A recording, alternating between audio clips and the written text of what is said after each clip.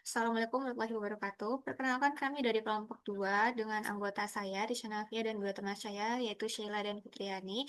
Di sini kami akan memaparkan topik yang pertama, yaitu Red Hat Elements. Next. Kemudian berikut ini merupakan learning points dari presentasi kami. Next.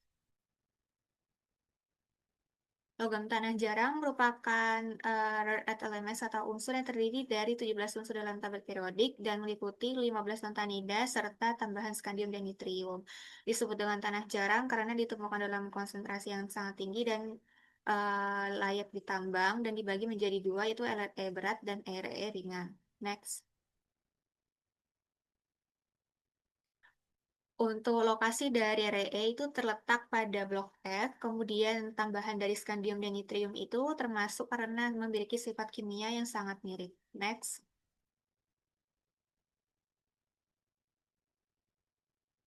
Baik, yang pertama itu basnasit. Basnasit ini merupakan karbonifluorid yang kaya unsur LRE, di mana unsur dominannya yaitu cerium, lanthanum, neodymium. Sumber utamanya ditemukan di batuan alkanit dan pegmatit, kemudian tambang utamanya di Amerika Serikat dan di Tiongkok. Next.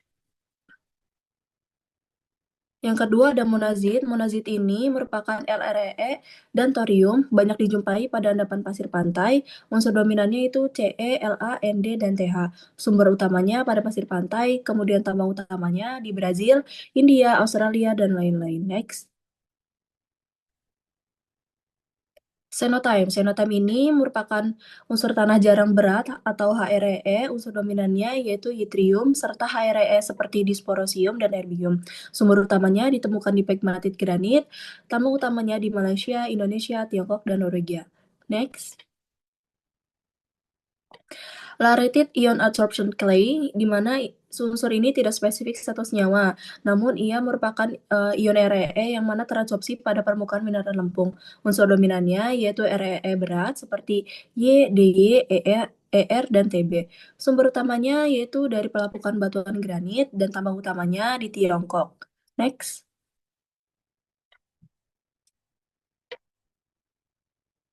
Lalu untuk konfigurasi elektron dari RE yaitu pada suku 4F unsur lantanida terdiri dari secara bertahap dari lanthanum hingga lutetium karena orbital 4F-nya bersifat terlokalisasi di dalam lapisan elektron bagian dalam sehingga kontribusinya terhadap pengetahuan ikatan kimianya relatif lebih kecil. Akibatnya sifat kimia lantanida mirip dengan konfigurasi elektron Xe 4FN N dengan N dari 0 sampai 14. Next.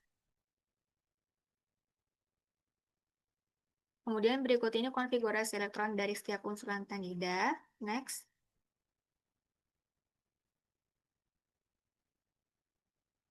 Untuk konfigurasi elektron unsur-unsur logam tanah jarang berdasarkan tingkat energi sekulit yang ditempati oleh elektron valensi dari sekulit 6s dan 5d memiliki energi yang lebih tinggi dibandingkan 4f sehingga pada proses pembentukan ion elektron pada 6s dan 5d terlepas lebih dahulu akibatnya membentuk ion dengan bilangan oksidasi +3.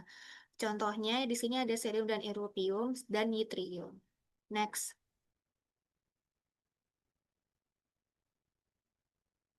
Kemudian yaitu mengapa disebut tanah jarang padahal tidak langka. Yang pertama yaitu karena keberadaannya tidak terkonsentrasi dalam jumlah besar. Kemudian secara geologis REE memiliki kelimpahan setara dengan logam umum seperti tembaga, tetapi sulit diekstraksi karena keterikatan kuat dengan mineral pengotornya.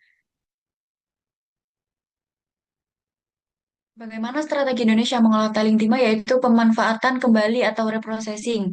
Bisa juga dengan hilirisasi dan peningkatan tambah, kemudian bisa juga dengan tata kelola dan digitalisasi. Yang keempat yaitu dengan pengelolaan lingkungan dan reklamasi.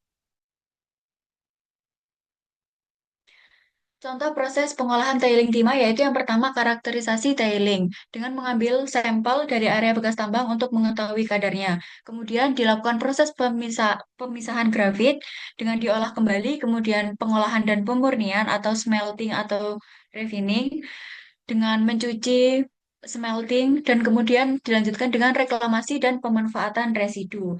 Contohnya area tailing reklamasi dengan penanaman tanaman pionir seperti akasia.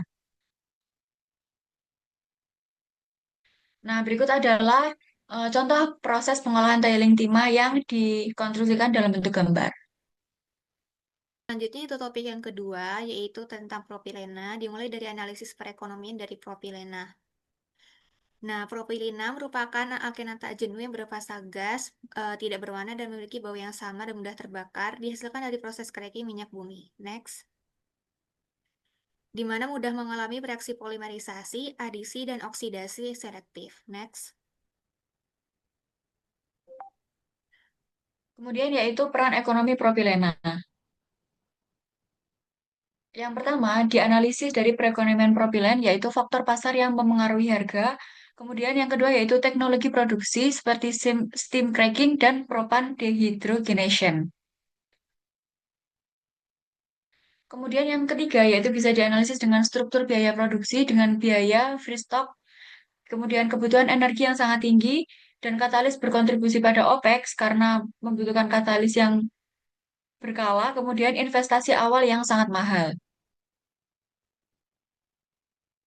Faktor risiko yang mempengaruhi keekonomian yaitu seperti volatilitas harga propana yang menjadi risiko utama, kemudian oversupply propilena, kemudian penurunan permintaan akibat regulasi lingkungan, yang keempat yaitu efisiensi katalis dan konsumsi energi yang berperan besar, kemudian yang terakhir yaitu risiko downtime pabrik akibat gangguan teknis yang dapat menimbulkan kerugian. Selanjutnya adalah top 10 industrial chemical dari propilena. Yang pertama terletak di Arab Saudi, yaitu SABIC, Saudi Basic Industry Corporation, yang merupakan salah satu terbesar petrokimia. Yang kedua, adalah China Petrochemical Corporation atau Sinopec yang terletak di China dengan kapasitas cracking dan teknologi PDH terbesar di China. Yang ketiga dari Ondel Basel Industry yang terletak di Jerman dan Amerika Serikat serta Belanda dengan produksi utama propilena dan olefin. Dan yang keempat ada Exxon Mobil Chemical yang terletak di Amerika Serikat dengan produksi propilena hingga PP dan oksida serta salah satu cracker terbesar di Amerika Serikat. Next. Yang kelima ada Dow Inc. yang terletak di Amerika Serikat dengan memproduksi olefin dan polimer. Yang keenam ada Ineos Group yang terletak di Belgia dengan produsen bahan kimia terbesar di Eropa dan memproduksi olefin besar. Yang ketujuh ada BASF SE di Jerman yang menyediakan propilena untuk berbagai derivatif yang seperti PP dan oksida serta memiliki riset yang kuat. Dan yang kedelapan ada Shell Chemicals yang terletak di Jerman sebagai portofolio petrokimia terbesar yang di Shell. Next. Yang kesembilan ada di Amerika Serikat yaitu Chevron Phillips Chemical yang memiliki fasilitas cracker terbesar. Dan yang ke-10 terletak di India yaitu Reliance Industries sebagai salah satu produsen utama propilena dan kapasitas pabrik petrokimia terbesar di Asia Selatan. Next. Industri memanfaatkan propilen. Next. Yang pertama yaitu industri plastik, yaitu polimer. Kedua yaitu industri poliuretan, bahan kimia perantara polyethylene oxide. Next. Industri serat dan bahan kimia khusus akrilonitrik, akrilik asid. Yang keempat yaitu industri otomotif dan manufaktur. Next, yang kelima itu industri rafinasi bahan bakar. Yang keenam ada industri farmasi dan pelarut. Next.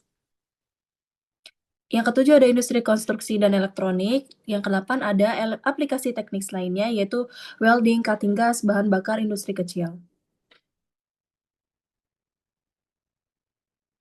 Sekian presentasi dari kelompok kami. Kurang lebihnya mohon maaf. Wassalamualaikum warahmatullahi wabarakatuh.